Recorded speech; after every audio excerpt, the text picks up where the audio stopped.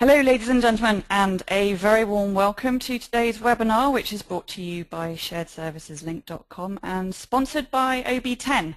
I'm very pleased that today we're going to be examining a fascinating story which is looking specifically at making e-invoicing global, looking in particular at the Henkel story. So I extend to you a very warm welcome indeed. My name is Susie West and I'm the founder and CEO at sharedserviceslink.com, and very pleased to be introducing as our guest speakers today Joerg Raeuber, who's the Global Process Manager Purchase to Pay at Henkel, and Didier Lombard, who is Program Manager at OB10. So let's just have a look at why we're having this discussion today.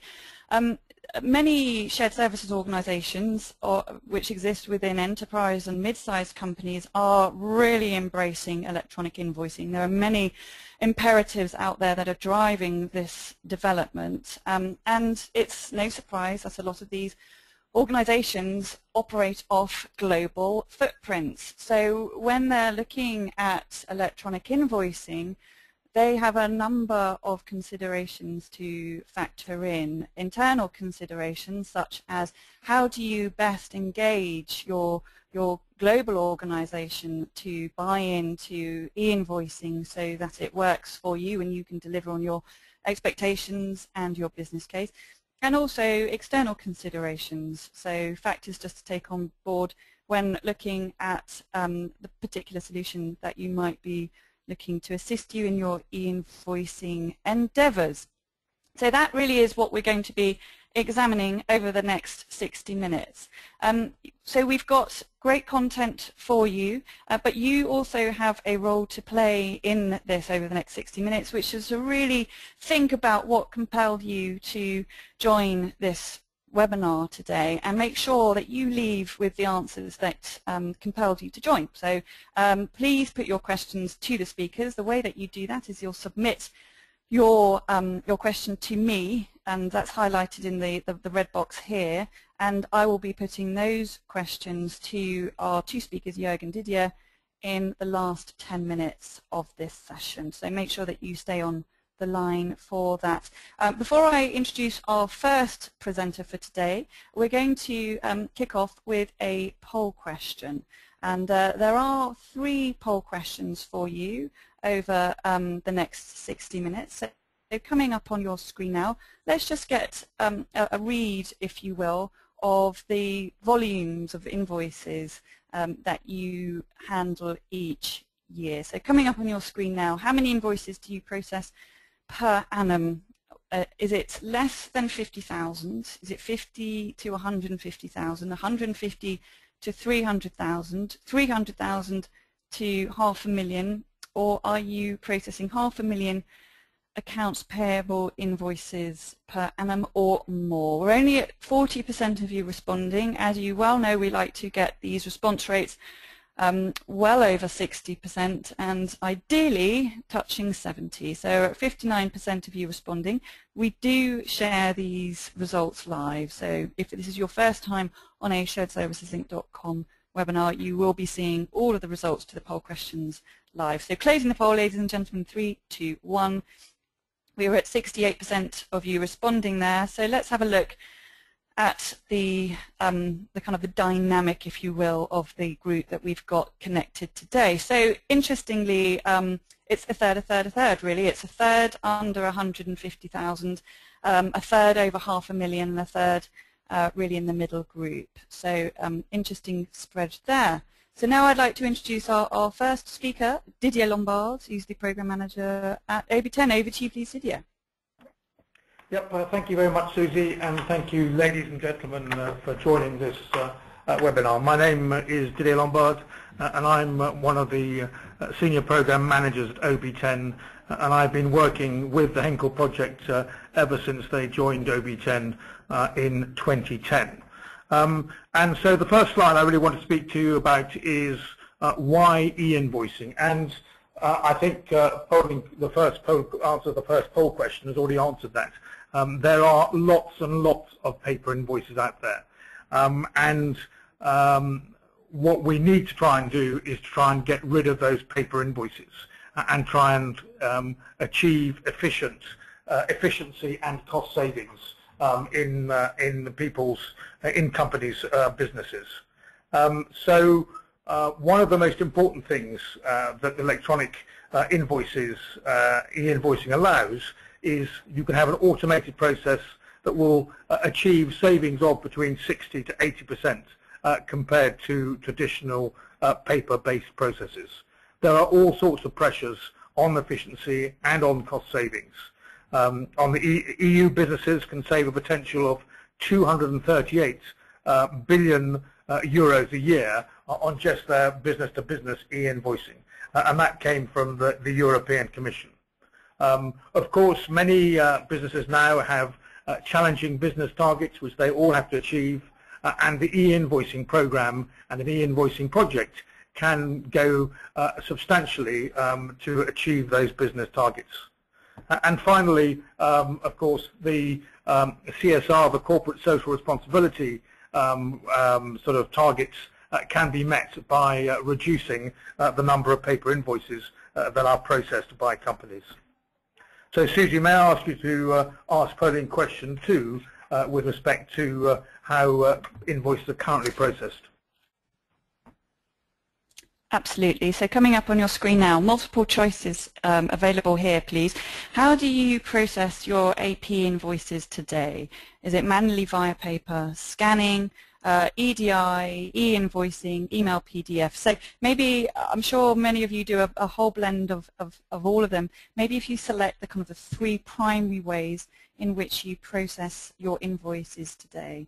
So manually via paper, scanning, stroke OCR, stroke data capture, EDI, so when we talk about that, it's more kind of point-to-point EDI, e-invoicing through an e-invoicing network, or do you receive a lot of your invoices via emailed PDFs from your suppliers? If you haven't already responded, please do so, ladies and gentlemen. Closing the poll in 3, 2, 1. Many thanks indeed. We were 77% of you responding there. And just before I hand back to Didier, let's have a look at the results. So unfortunately, it's no real surprise. We're still very kind of manual focused in the way that we handle our invoices. But you can see there's a blend of other methodologies being used there. So over to you, please, Didier. Right, thank you very much, Susie. Yes, and thank you for that poll, which, as you said, was of no great surprise in that there's a lot of manual processes that are being used in the handling of those invoices. So, if you look at the companies that are using and realising the benefits on OP10, I put a selection of companies there for you to take a look at, and a couple of observations about that is that some of those are big global companies who, as we've already said, and as you said in your introduction, Susie, there are companies that because of their global presence, they want a global e-invoicing solution and not just a local regional e-invoicing solution. That does not mean that we don't specialize in some areas and in some countries and with some companies that are only in regions. But you can see from that slide that there are many companies that are taking advantage of the OP10 solution to use their global capabilities.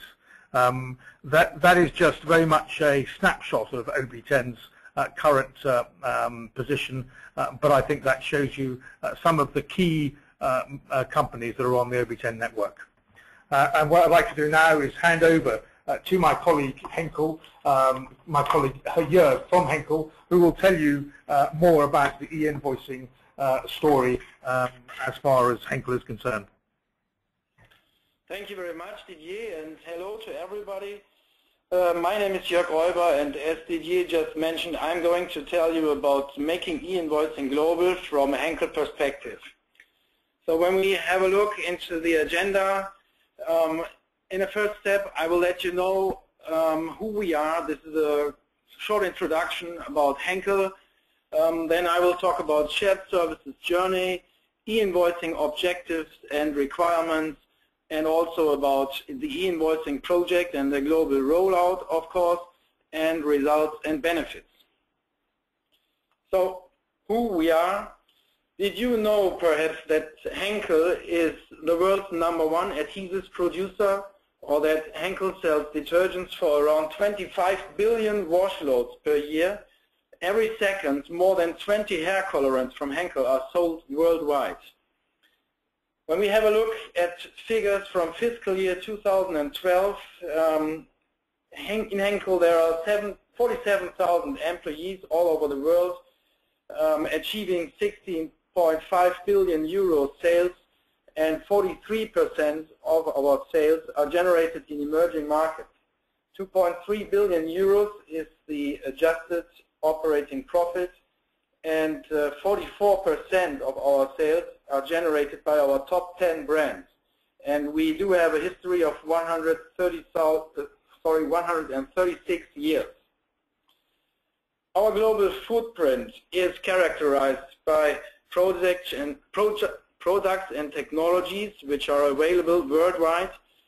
We do have employees from more than 120 nations and a strong presence in emerging markets. This means 43% of sales are achieved by 55% of our employees.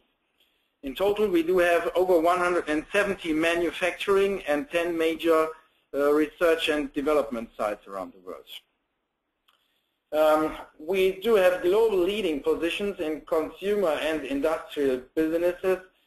Consumer businesses is split into laundry and home care on the one hand and beauty care on the other hand, and industrial business is adhesive technologies. So the shared services journey started back in 2003 with our first shared service center in Manila, just serving one region and one function, which was finance. Then in 2007, the second shared service center was set up in Bratislava in Slovakia. The third one, 2011, in Mexico. And so now we have 3 shared service centers for all regions and different functions, and first business processes also were migrated into these shared service centers. These were all captive shared service centers, meaning that they were Henkel people working only. But in 2012, then something changed. We had a slight change in our strategy. The first shared service center outside the Henkel Group was set up. It's a business provider. It's Accenture in Bangalore in India. And additionally, a decision was taken to have a 4th captive shared service center in place in Cairo in 2013, which we are currently building. This whole shared service center constellation, of course, leads to an increasing necessity and leads to an increasing necessity of aligned processes and automation. That's it. So we do have certain objectives and requirements, especially regarding e-invoicing. When we have a look at kind of a triangle that we have to meet certain requirements, there's one aspect which is compliance in terms of internal audit or external audit as well. From a purchasing perspective, we have to be effective, and finance is always requiring efficiency. So the source-to-pay end-to-end process optimization and automation will increase efficiency, effectiveness, and compliance at the same time. When we take a look at PTP best practices in Henkel, it is important for us to achieve the right mix. On the one hand, we do have self-invoicing or pre-calculation. This is, for example, used for consignment usage especially. Then we have as a second process e-invoicing, and a third one which is Excel or TXT upload. Excel or TXT upload is required for example in case of telephone or mobile providers or carpool. You receive invoices with hundreds or even thousands of lines which need to be processed, and the easiest way to do this is via Excel or TXT upload. but the two other main processes are self-invoicing and e-invoicing. Self-invoicing is the most preferred one because we already do have all information in our system, in our SAP system, which is a goods receipt and prices, conditions, everything else. We simply just need to press the button to create a credit note and send it out to the supplier. But the second preferred process from our perspective is e-invoicing, which offers also a lot of potential on automation. So when we decided to go for e-invoicing as a strategic process from Henkel perspective, we had to search for a provider based on certain qualitative criteria, of course. Among others, of course, we had quite a variety of criteria, but the most important ones were VAT compliance, onboarding capabilities and concept, and as well strategic fit from a finance perspective as from an IT perspective. And so we did an evaluation. There was OB10 and there were 3 other competitors, and yeah, it's very simple. In the end, OB10 succeeded. And the question is, why did they actually succeed? Why did we actually choose OB10? And first of all, we do have a positive business case for e-invoicing with OB10, although this business case strongly depends on assumptions for invoice volume and error rate. End-to-end optimization is also prerequisite for an efficient e-invoicing process. This means quality and e-transfer of POs. We consider e-invoicing as future technology, and we are sure that the more suppliers will join the platforms, the lower the prices will be. A recommendation is also that e-invoicing is a strategic investment with a positive business case, and to implement e-invoicing based on OB10 in Western Europe, Central Eastern Europe and North America was a very attractive goal for us, and where we said, okay, afterwards we want to review the global potential. And just to give you an idea of the potential for Western Europe and Central Eastern Europe and North America in the very beginning of this project, we identified that there were 1.25 million paper invoices coming into these regions per annum, and we had a scope of more than 1,400 suppliers, as far as I remember, for these 3 regions. So we had certain expectations and success criteria for the whole project. The expectations were that we wanted to have a fast and smooth onboarding of targeted suppliers. We wanted PO services, including PO convert, straight-through processing, or also known as touchless processing, was quite important for us, and also, of course, high quality of invoice postings. And success criteria are user-friendly error handling, of course, legal and tax compliance for all e-invoices, and top management support. So then the e-invoicing project kicked off, and we immediately realized that the project was actually characterized by 2 streams. The one stream was the technical implementation, and the second stream more or less contained the onboarding campaigns.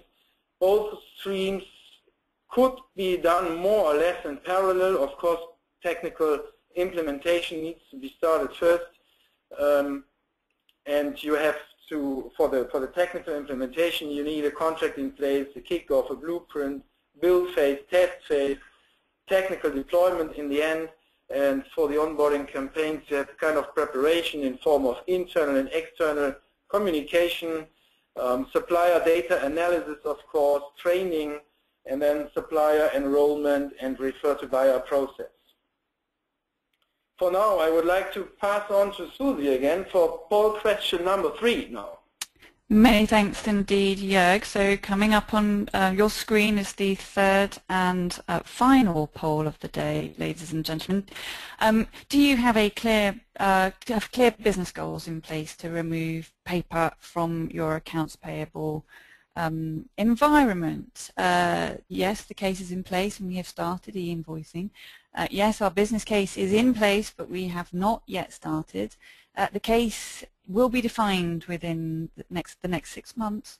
The case will be defined within the next 6 to 12 months, or no, you have not yet assessed your goals or put together your business case for e-invoicing. So just before we go into the best practices for the e-invoicing project, please do respond to this poll question, closing the poll, ladies and gentlemen, in 3, 2, 1. We were at 65% of you responding there. So let's have a look at the results coming up on your screen. So an interesting U-shaped response there, with 47% of you saying the business case is in place and you have started e-invoicing. So congratulations to you on your journey. And then we've got the remainder in various stages, but 27% of you saying that you have not yet assessed the goals or put your business case together. So interesting results, and over to you please, Didier, for the best practices.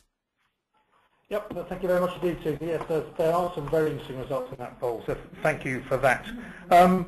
So what I want to just talk about now is the best practice, and to show you how Henkel used the best practice toolkit that OB10 has developed over the last 10 years, and very much take on board the advice that we gave them for running the project and setting up the project in the early stages. So as far as the beginning of the project is concerned, you must have an organized project team. That sounds pretty trite, but you will be surprised how many projects do not have a proper project team. They change the whole time. They have participants that are there only on an ad hoc basis and not there permanently. Henkel had a core project team right from the word go, that was technical, that was finance, and that was procurement. It's also important to have a clear vision, and I think you've already heard from Joerg that Henkel had a very clear vision. Their prime sort of electronic invoicing solution is self-billing, and then OB10 follows on behind. They had a clear vision. They made sure that there was no overlap with those suppliers, and that they concentrated on those particular sort of different types of e-invoicing solution. The other important fact to remember is to get buy-in from Henkel at all levels and in all countries. It is very important to achieve that. So many of these projects are finance-led, and without the procurement team there, without the countries being fully bought in, and you then end up with a disjointed approach to kicking off the project off. The other thing that you must have is a careful selection of suppliers. There's no point having a whole list of suppliers there. Well, let's all go for those ones. They must be a full list of suppliers that have been carefully gone through by procurement, and will be carefully and thoroughly supported by procurement in the various countries. Things like good contact data is essential to the success of the project. You must also have a good invitation letter. The invitation letter is sent by Henkel. We provided Henkel with various templates. They took on board our preferred sort of template. That template mentions, the letter mentions the benefits of the process, deadlines and consequences. And there's also an FAQ document attached, and also an OB10 options document on how to, on what are the various options for using OB10. As far as the project itself is concerned, and the enrollment process, there is what we call a refer to buyer process, and this is an important ingredient to the success of the project. There are some suppliers that will either claim they no longer do business with Henkel, or that they wish to hear direct from Henkel. So as part of that process, we set up a refer to buyer process, which is initially handled by the Shared Service Centre. They can answer those sort of questions very quickly, and they used OP10 standard template responses for that. Rejection of paper, generally an emotive subject, or just quite a discussion topic. It is important that when you move from a paper-based process to an electronic basis, that you minimize the possibility of having duplicate invoices. As part of that process, Henkel realized that once a supplier had enrolled fully and was technically capable on the OP10 process, OP10 system, that the paper invoices should be rejected by Henkel in order, firstly, to avoid duplicate invoices, and also, importantly, to encourage a quicker transition to those electronic invoices. And then, of course, to follow up, once you've done the initial project, there is the moving to business as usual. One of the things that we've done with Henkel is we have a couple of workshops with the Shared Service Centre. We've had one about 6 months ago, about a year ago now actually, and we've got one coming up next in July. The Shared Service Centre, as you already heard from Joerg, are very much the centre of the project. They deal with the suppliers on a day-to-day basis with their invoicing queries, and it's important that they are fully aware of all the things that OP10 can do, and that we address some of the concerns that they may have. As part of transferring to business as usual, there's also looking at trying to increase the scope, looking at new countries as OP10 compliance spreads, and also looking at the lower volume suppliers. This isn't just about getting your big volume suppliers on board. This is also trying to get your tail, which your long tail, which Henkel spoke about before. And finally, procurement. Procurement, last but not least, absolutely essential to this process. As I mentioned before, they must be involved in the program, in the project, right from the word, the get-go of the project. They are the ones who actually hold the relationship with the supplier. You must have onboard support from them from higher level, at sponsor level, and senior level, but importantly at working level, because what is the supplier going to do when they first get this letter? They will speak to their Henkel procurement person and say, what is this letter? Is this letter genuine? And it's important that this message is drifted down all the way to those Henkel procurement people that will have contact with that supplier. And of course, they have a very important role in persuading the supplier to move on to electronic invoicing, particularly if the Shared Service Centre have not been able to do so with their initial response. So they form part of the second level refer to buyer process. So what I'd like to do now is move back, is ask Joerg to pick up the project and talk about the global rollout in a bit more detail. Okay, yes, thank you again, Didier. Let's get to the global rollout from a Henkel perspective.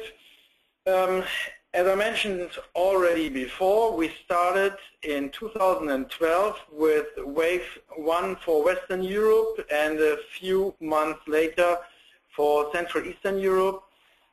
In 2013, in January, we had the second wave for Western and Eastern Europe. Wave 1, there were about 800 suppliers included. For Wave 2, these are additional 600 suppliers. And also for this year, we plan to roll out North America. Hopefully, this is with a question mark, might be slightly delayed to January 2014. And we will have the first wave for Asia Pacific. And our Shared Service Center in Mexico will have to deal with the first wave for Latin America. So North America and APEC will be handled by Shared Service Center Manila, Latin America by Mexico, and Western and Eastern Europe are done in the Shared Service Center Bratislava.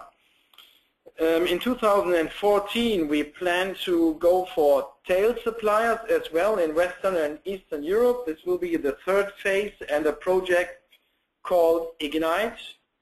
This is OB10's name for this project.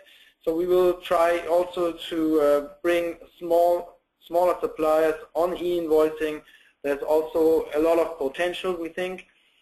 And for North America and Asia Pacific, we will surely have the second wave, as well as for Latin America. When we compare these planned rollouts to Western Europe, there are some regional challenges going to new geographies. It's not just copy and paste from Western Europe to other regions. There are certain aspects which need to be considered. Regarding Central Eastern Europe, they do have a different system landscape, different SAP systems in comparison to Western Europe, legal restrictions in some countries, and complex tax and archiving requirements, for example, in Hungary and Turkey. Regarding North America, also different system landscape and special requirements from Henkel side regarding PO distribution. Asia Pacific, there we have to face again a different system landscape. We therefore go for 3 pilot countries only in the first step, which are Malaysia, Philippines, and Singapore. And as well, there are legal restrictions in some other countries. In Latin America, again, a different system landscape. We will start with 2 pilot countries, which are Mexico and Brazil. OB10 do have a local partner, which is Buzoni in Mexico and Comprover in Brazil. This is for compliance reasons. There is kind of interoperability between them. And yeah, also in Latin America, we have to face legal restrictions in several countries. The results we achieved so far are as follows. Remember the objective. We wanted to have a global deployment of PTP end-to-end best practice systems and processes to achieve the highest level of compliance and efficiency. This was our overall objective. So the achievements we have made so far are that 72% of in-scope volume of suppliers is in a committed status, or was in a committed status already after 12 months. Committed status means they signed for e-invoicing and are either already live or ready to transact. More than 600 suppliers are live. Auto-posting rate for Western Europe 38%, for CEE 14%. We consider this as positive because we have got rid of paper for these 38 and 14%, and CEE started a few months after Western Europe, so we consider this really already as a positive result. And this saved all in all about 1,500 trees to date. Of course, we also had to face a few issues regarding supplier grouping, for example, multiple VAT numbers per vendor, and also compliance. For example, in Hungary and Switzerland, there was a discussion about e-archiving and certificates and timestamps. It is, let's say, ongoing, but we think that we will have the solution in place very soon. I think Switzerland is solved, and Hungary seems to be solved, but we have to double check with our process and then decide whether this meets now all compliance requirements, and then we are fine. Actions we identified are to increase the auto-posting rate, of course. We want to have more than 38 or respectively 14% in the CEE region and also in the other regions, of course. We want to enhance the PO convert lockdown functionality, and we want to deploy the no PO rule, which is an alternative in Henkel. we require from our suppliers that their invoices either state a purchase order number or, as an alternative, a contact name and a cost center. So either PO or contact name plus cost center. This helps us to process the invoices without any issues. During the project, we learned some lessons. Lessons regarding the program management that we learned are that the commitment of the top management and internal stakeholders is essential. Close cooperation between purchasing and finance is also very important. Also careful planning internally and with OB10, and the regular program and campaign reviews are really helpful. For example, for Western Europe and Eastern Europe, we do have a weekly update call in place, which is very interesting from week to week. Supplier enrollment, good external and internal communication is very, very important. Quality of master data, especially the right contact data to reach the right recipients in the supplier's companies. And you need to have a first point of contact for the suppliers for any queries, also for internal queries. From a technical perspective, it is important to set clear expectations and requirements in close alignment with OB10 and to do intense testing before go live.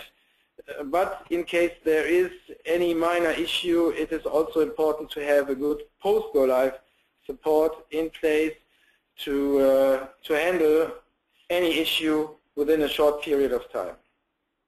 Shared service centers, also mentioned by Didier before.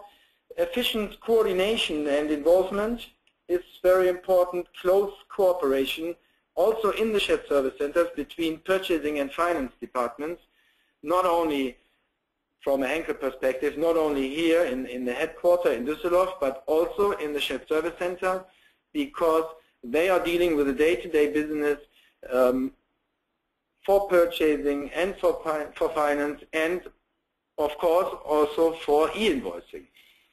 And so to achieve this, it is necessary to have dedicated resources for supplier queries, but also for internal queries from time to time. And the shared service centers, of course, also need to participate in the regular program and campaign reviews, because they are the ones dealing with the day-to-day process. As next steps, we will have this joint auto-posting workshop with OB10 and the shared service center colleagues in Bratislava in July next week. And we are currently setting up also a monthly global steering group call. The weekly call I mentioned before is only for Western and Eastern Europe, and due to the fact that we are about to roll out to other regions, North America, Asia Pacific and Latin America, we decided to have a global steering group in place with members of all projects. There are certain measures to increase the auto-posting, because we consider the auto-posting as a key aspect in the whole e-invoicing process, of course, to obtain the highest possible automation rate. And we will work next week during the workshop especially on aspects like flag more suppliers for auto-posting. This means as soon as the quality of the invoices meets our requirement, then we can flag them for auto-posting. We are constantly maintaining a unit of measure mapping table, because sometimes there is a discrepancy between the abbreviation the supplier uses and the one which we use in Henkel. So this is also an educational aspect from Henkel towards the suppliers, to ask the suppliers to use in their invoices the units of measures that we use in our purchase orders.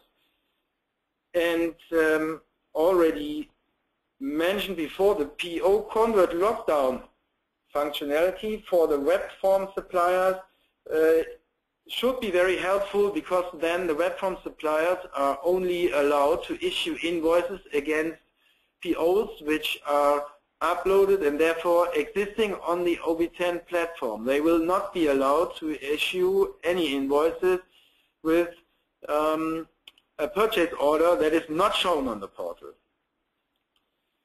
So all in all, we see certain benefits from the whole e-invoicing program or project. We do have a greater transparency in the whole process, PTP. We can improve efficiency due to the increase of automation. There is higher effectiveness, fewer compliance issues, and shorter lead and response times. The clerks posting these invoices, for example, or handling these invoices, they can be located everywhere in the world, and no scanning is necessary, no paper archiving, at least in most countries, like, I don't know, 95%. And yeah, what is also helpful to track and measure the whole thing is you might set up service level agreement and corresponding KPIs. And at this time, I would like to hand over to Didier once again. Yep, thank you very much indeed, Joerg, for that running through the detail of the project there. So just to sort of complete the presentation, how do you make the jump from regional to global? How do you make it as smooth as possible? How have Henkel, or how have we helped Henkel make that jump? And one of the things that is very clear is from the discussion that you've had and from what you've heard from Joerg, is that that Henkel has a very clear global strategy and established business case. You've heard about the global program management structure with those monthly meetings. Both Joerg and I, although we initially focused on the EU, we both now have global program manager responsibilities. So he and I are responsible for making sure that the rollouts in the other areas go as smoothly as possible, and we assist them to make sure that the lessons that were learnt in Europe carry on and actually are sort of taken on board as far as the global rollout is concerned. Global footprint. It is important to realize that obtaining VAT and tax compliance is not an overnight process. It is very complicated. You've already heard from Henkel about some of the countries where we need to work with a local provider in order to achieve that compliance. That is a complicated and time-consuming process. But as global footprint does increase and global compliance increases, then of course that's an opportunity for big companies to be able to roll out in those countries. OB10 does have an established supplier network, and a lot of these suppliers are global suppliers. So those suppliers that have been providing services in Europe may well have other entities around the world that can actually sort of jump on this network. Supplier enrollment remains the key. Unless suppliers are enrolled on the network, of course there will be no electronic invoicing. So you do need to make sure the global capabilities, and that we have a physical presence. That physical presence is manifested by a dedicated multilingual onboarding team, and also importantly a support team for when those suppliers go live. It's important that suppliers' hands are held once they go live on any network that you choose, rather than just saying, right, off you go, you're on your own. So why do companies adopt OB10 as an e-invoicing solution? We're a trusted e-invoicing network. We have over 48% of the Fortune 500 businesses are on the OB10 network. OB10 partners with the BPOs, so we work with BPOs as well as just directly with companies. Some of the 9 top F&A BPOs, people like IBM, HP, Infosys, Genpact, we all have partnership agreements with. We are operational across the EU, the Americas, and Asia Pacific. And we have sort of support over $162 billion worth of commerce annually. The OB10 e-invoicing solution is fully flexible. It's a unique technology platform. We have a breadth of services. We speak about e-invoicing. E-invoicing is not the only sort of process or service that is provided. In order to take the full benefits from that, things like PO services, invoice status are all additional services that make the whole supplier experience much more pleasing, and they are therefore more willing to join the OB10.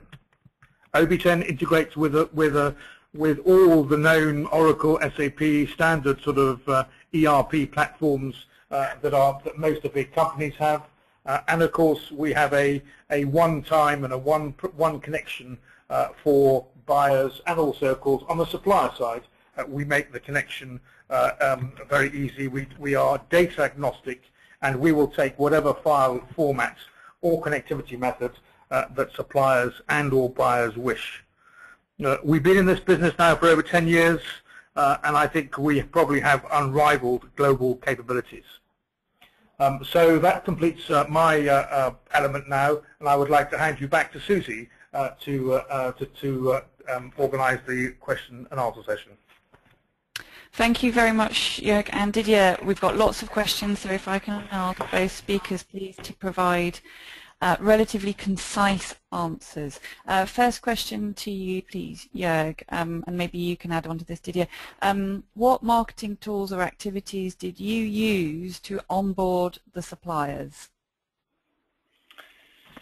To onboard the suppliers, there was used an internal and external communication package.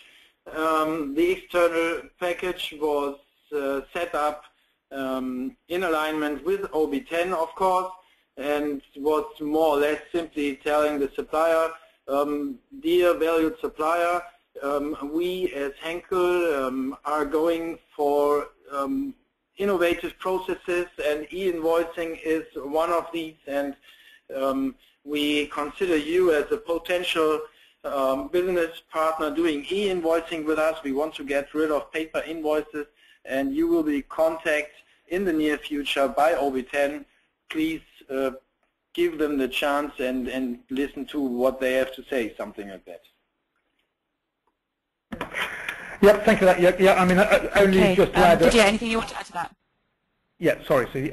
Yeah, I mean, I think the only thing to mention is that absolutely what we did at OB10 was provide Henkel with a suite of example communications, external communications for suppliers, and importantly the internal communications suite as well, such as sort of internal messaging, be they newsletters, be they internal emails and things like that. But that's all we did. Okay. Is the process implemented in Italy for Henkel? Italy is a little bit more complicated because in Italy we currently do have an issue regarding archiving, and as far as I know, currently additional to the e-invoicing process, which is live in Italy, but we have to archive every single invoice as well in paper format until this issue is finally solved. Okay, thank you.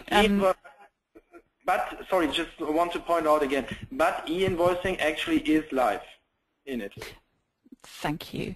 So moving on, what are, again, being a bit country specific, question for you, Joerg. Are you looking at countries like India and China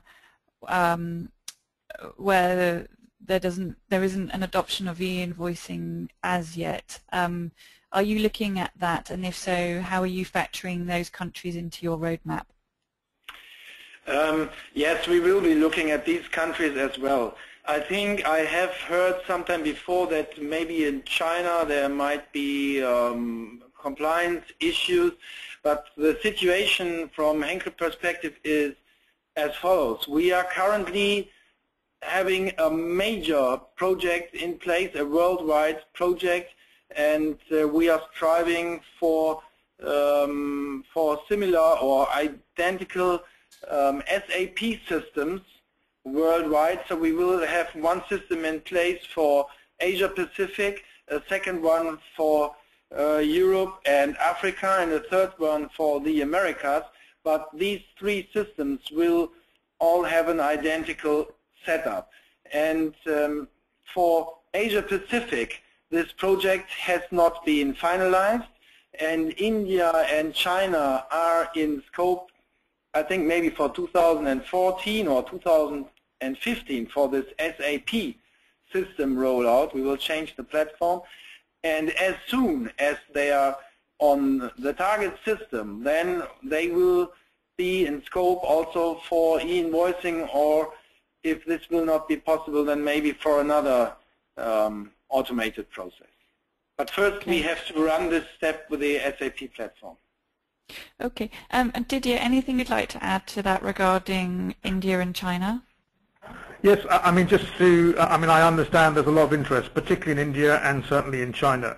And one of the things that we're doing for India is we've put India as a country up the priority scale for getting the compliance. I did mention it's not an overnight job. India is quite complicated. Their VAT rules are determined by state rather than by country. However, we are doing some work there, and we'll work in parallel with clients like Henkel and indeed other clients that are particularly interested in that country. And we'll be having some news on that, I suspect, within the next 2 or 3 months. China is more of an issue because of the characters that China uses on their invoicing, and is more complicated. Okay. Moving on. So a question for you, Joerg. How do you satisfy the suppliers what is in it for me need? Because that can be considered one of the biggest challenges for supplier onboarding. How do you satisfy that? And maybe, Didier, you can augment Joerg's response. I think e-invoicing is also interesting for suppliers. Although on the one hand they may have to pay kind of a fee for the services, I think, which is quite normal. But on the other hand, they save paper, they save envelopes, they save postage for sending out paper invoices. They have less to print, less to archive in paper format as well. So I think there's a lot of advantages for the suppliers as well, not only for the customers. Didier, anything you'd like to add to that? Yeah, I mean, just 2 very quick points. Firstly, when a supplier is invited to join OB10, they join the network, and therefore they're not joining specifically for each client. So once they're on the network, then the more clients they have, of course, their costs proportionally come down. And the other big thing, I mean, is of course the benefits, and the biggest single benefit that suppliers always like is transparency. They like to know straight away that their invoice has been accepted and is with Henkel, and if there is an issue with that invoice, rather than waiting for to get a return and a letter in about 3 weeks' time, they'll be told within 5 minutes that, for instance, they used the wrong PO, or that invoice was too large against that PO. So transparency and network are the 2 important what in it for me as far as suppliers are concerned. Okay. Question for you, please, Joerg. What is the rough percentage of Henkel's invoices that is linked to a purchase order? And are you using OB10 for PO and non-PO? Yeah.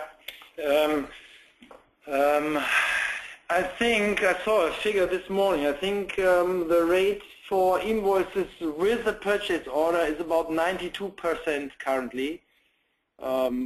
Global level, 92%. And yes, we also accept invoices, e-invoices via OB10 without a purchase order. In this case, like mentioned before, a contact name and the cost center are mandatory. We are currently building a rule for the OB10 platform which is in testing and which will hopefully deployed soon. But for other suppliers it might also be possible manually in case they are web form suppliers. So the general answer is yes, we also accept invoices without PO. Okay, there's been talk about the long tail. A question regarding, do you have a kind of a minimum as far as the invoice volumes that a supplier might send you, where you'll look to convert them to electronic invoicing, Joerg?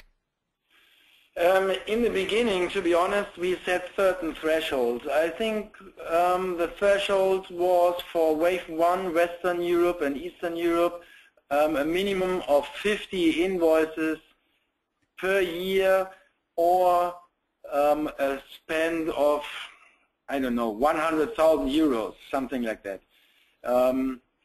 And for the second wave, this threshold was brought down to, let's say, half of the figures I mentioned before.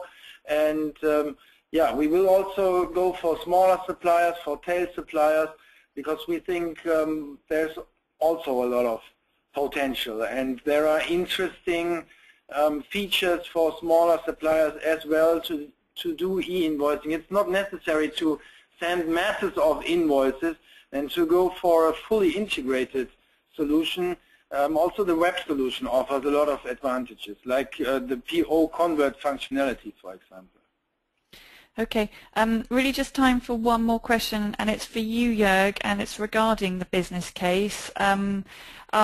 What have been your kind of, maybe your headcount savings, or the opportunity to redeploy people to other value-adding processes because of the e-invoicing program?